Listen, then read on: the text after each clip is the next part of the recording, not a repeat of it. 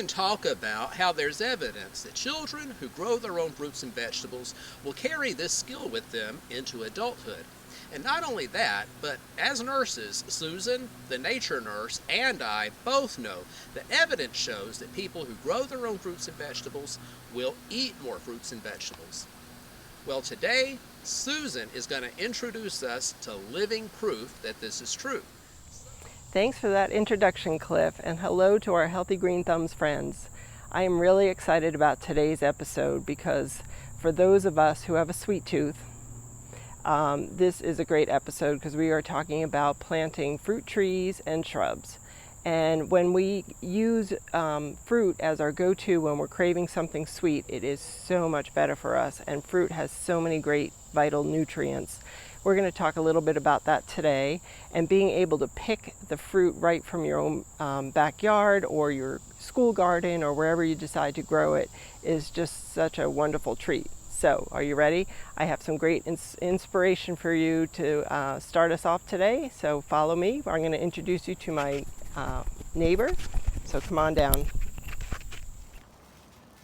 My neighbor, who we affectionately call Mr. Fig, is regularly seen during the harvest season out picking the many figs from his magnificent fig tree.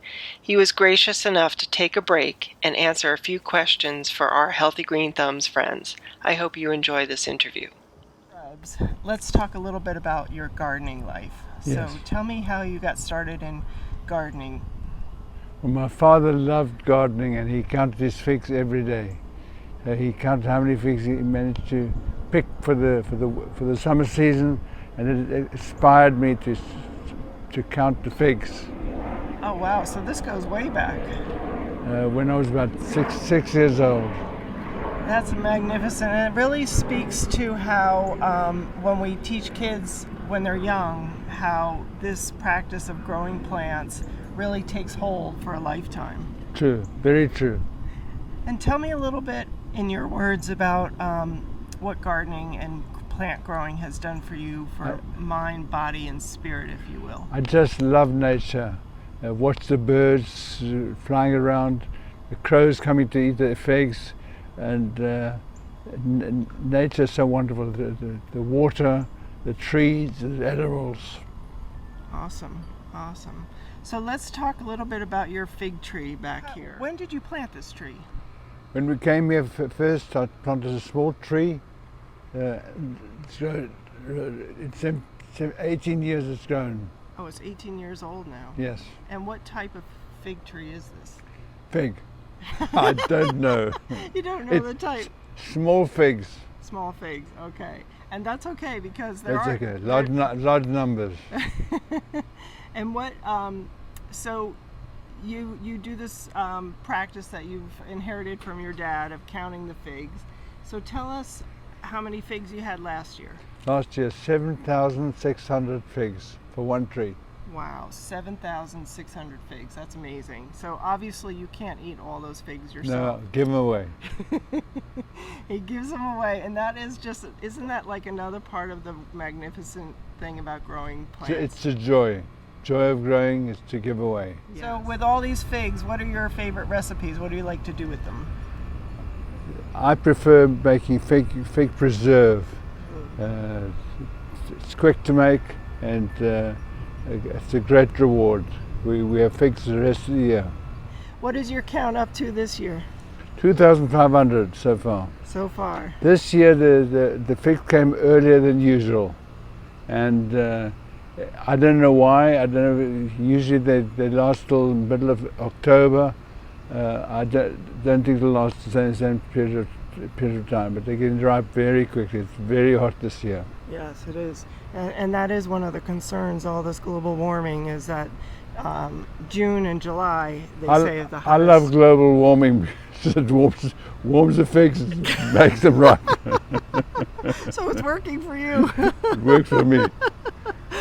Oh, that's an interesting new take. And obviously you have so many more figs to go, so you probably will surpass last year's number, you think? I think so. Yeah, okay, awesome. Maybe we get 8,000 this year. Okay, well, we wish you the best of luck, and we appreciate your time.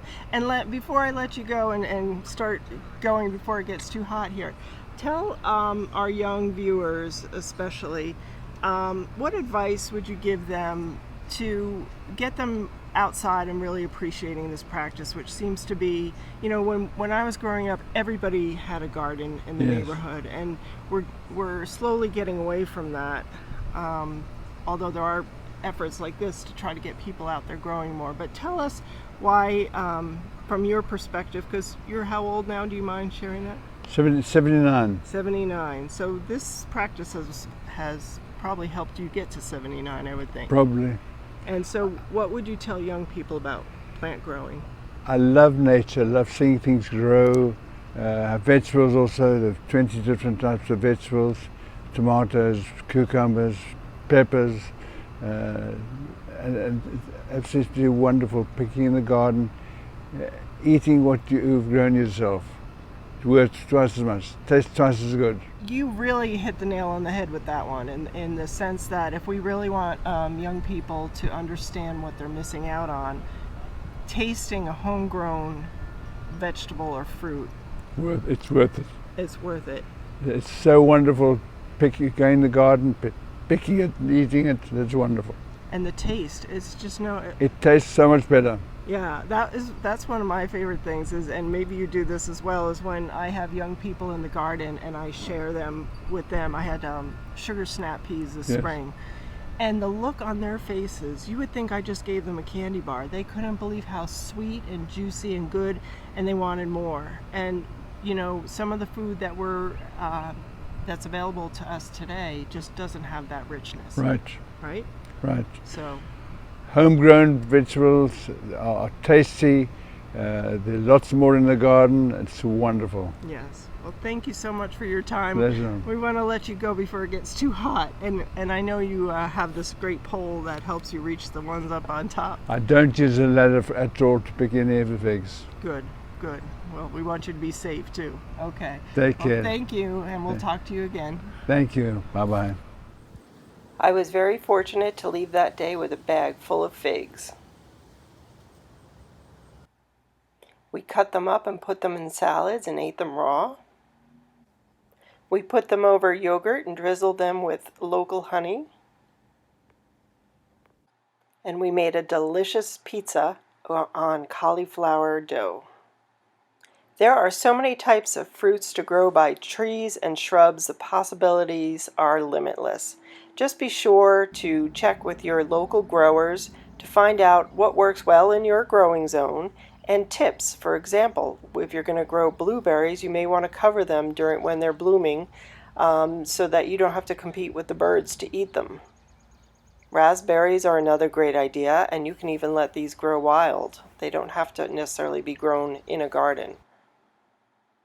Maybe apples are your thing. Apples require some special tips, so again, check with your local growers and your resources that Cliff discussed in episode 1 to help make sure that you are successful in growing whatever fruit you decide you like. I hope you found that interview inspiring. I know he inspires me every morning when I walk by on my walk.